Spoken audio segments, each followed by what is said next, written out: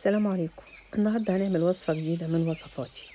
هنعمل الفراخ بالخضار في الكيس الحراري. وصفة صحية جدا وسهلة، وهنعمل كمان معاها فريك.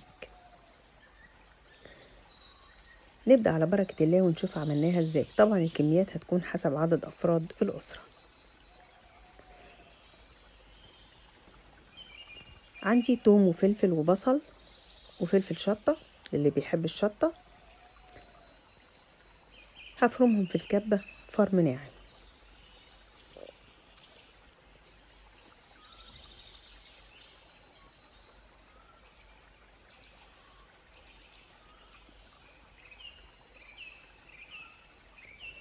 هنعمل حاجة ظريفة كده تخلي طعم التتبيلة دي في منتهى الروعة، وكمان ما نحسش بطعم التوم الني.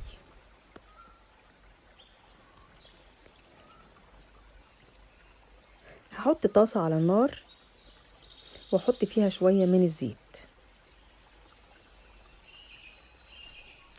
اول الزيت ما يسخن هنزل بالتتبيلة اشوحها لمدة دقيقتين 3. الخطوة دي بتدي طعم حلو جدا جدا للتتبيلة، وبتخلي طعم الفراخ في منتهى الروعة.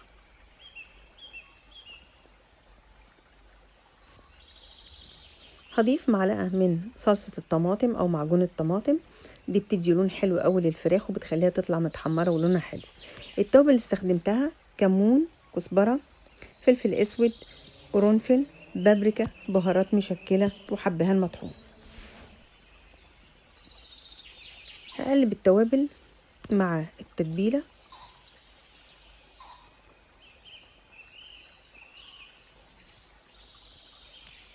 هضيف عصرة ليمون،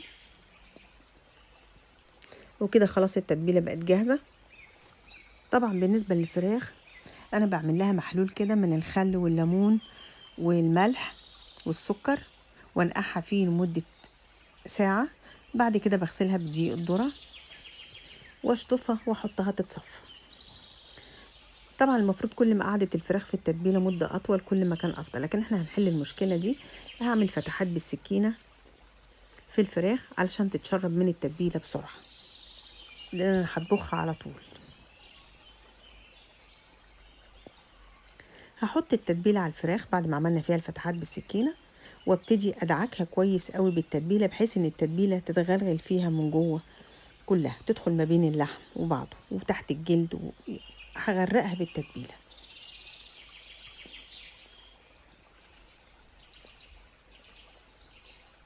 عندي الكيس الحراري.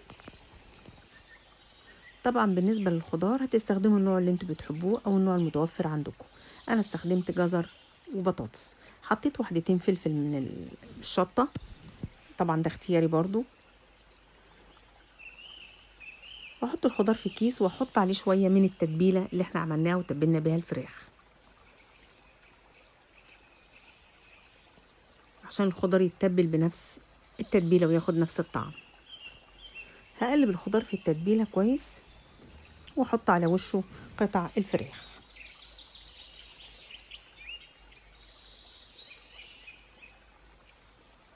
وباقي التتبيلة هغطي بيها الفراخ.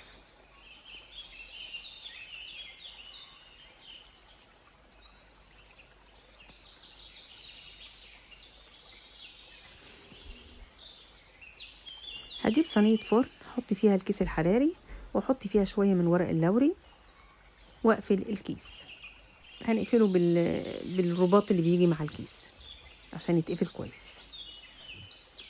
وانا بقفل الكيس هحاول ان انا اسيب الهواء جوه علشان يكون في مجال للبخار انه يلف جوه الكيس.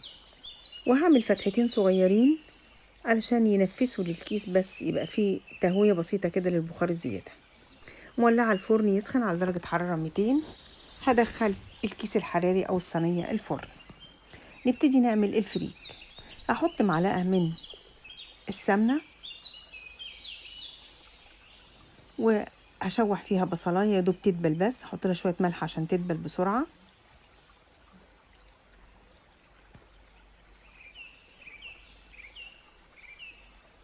التوابل اللي استخدمتها حبهان مطحون، فلفل اسود، كزبرة، كمون، ملح، بابريكا، وشوية من القرنفل. هشوح كل التوابل دي مع البصلة انا عندي كوبايتين من الفريك غسلتهم بس ما نقعتهمش وسبتهم يتصفوا. هضيفهم يتشوحوا مع البصلة والتوابل لحد ما اتأكد ان هم اتغلفوا بالسمنة والتوابل.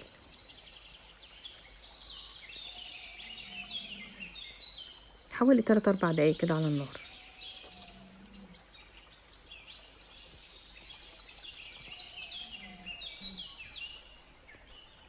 شايفين اتغلف بالسمنة ازاي؟ عندك شوربة هتضيفي، ما عندكيش هتضيفي مية مغلية. دول كوبايتين حطيت لهم حوالي 3 كوبايات مية مغلية. هغطي عليه واسيبه لحد المية ما تنشف منه.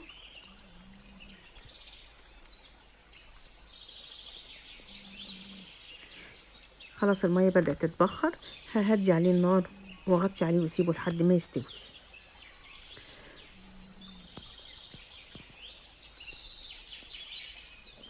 بعد ما استوى هجيب معلقة مية وشوية من بودرة الزعفران وهقلبهم عليه واضيفهم على الفريك، بيديله لون حلو جدا. ممكن تستبدلي بودرة الزعفران دي بالكركم، بتدي لون حلو جدا جدا للفريك. هقلبه كويس قوي عشان كل اللون يبقى واحد.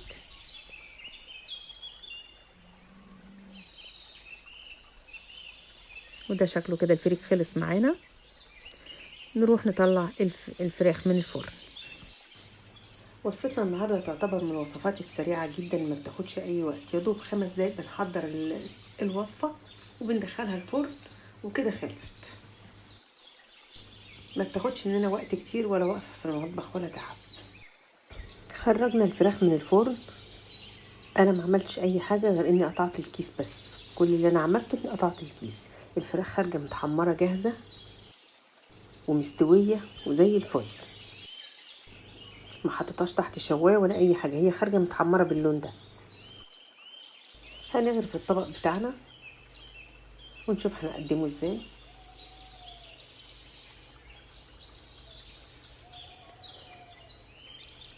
انا زينته بشويه من الخضار وشويه من البقدونس، وده شكل الوصفه بتاعتنا. وده الخضار اللي كان مع الفراخ. انا كنت مقطعه البطاطس حتت كبيره علشان ما تتهريش في السوا وتستحمل السوا. ودي كانت وصفتنا النهارده، يا رب تكون عجبتكم. لو عجبكم الفيديو لايك وشير، والى اللقاء في وصفات اخرى قادمه. سلام عليكم.